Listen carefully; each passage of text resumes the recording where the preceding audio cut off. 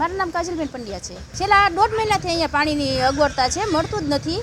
અને અહીંયા જે એકમાત્ર છે હનુમાન મંદિર પાસે છે, આંબલિયા આપણે હનુમાનજીનું મંદિર છે, ત્યાં જ છે એક નળા, અને એ રેગ્યુલર નથી આવતું. 3-4 દિવસે આવે છે, 3-4 કલાક આવે, એટલે આખા કોઠી કમ્પાઉન્ડ તો એમાં પૂરું થવાનું જ નથી. ને એ પાણી 2-4 દી આવે ન આવે, ફિક્સ નથી. અને અમે બહારથી બોટલ મગાવે છે એને અમુકને મળી જાય છે, ને અમે જે રેગ્યુલર પાણી આ નળમાંથી ભરી છીએ, બહારથી વેચાતું લેવું છતાં એ લોકોને અમને એમ કહી દે છે કે અમે તમને પાણી નહીં આપીએ, તમે રેગ્યુલર બંધાવો તો જ ચાલશે.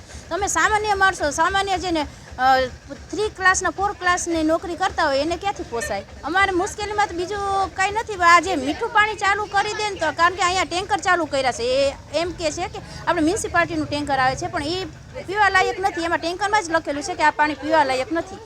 અને એ પાણીમાં આપણે ભરીને રાખીએ છીએ તો ક્ષાર એકદમ જામી જાય છે અને વાસ આવી જાય છે બીજે દિવસે એ પાણીમાં.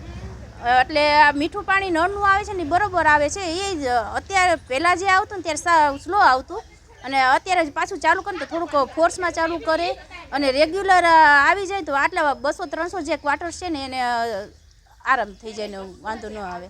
સાંજ સમાચાર ફેસબુક પેજને લાઇક કરો, વિડીયો શેર કરો અને વધુ વિગતવાર સમાચાર માટે sanssamachar.net વિઝિટ કરો.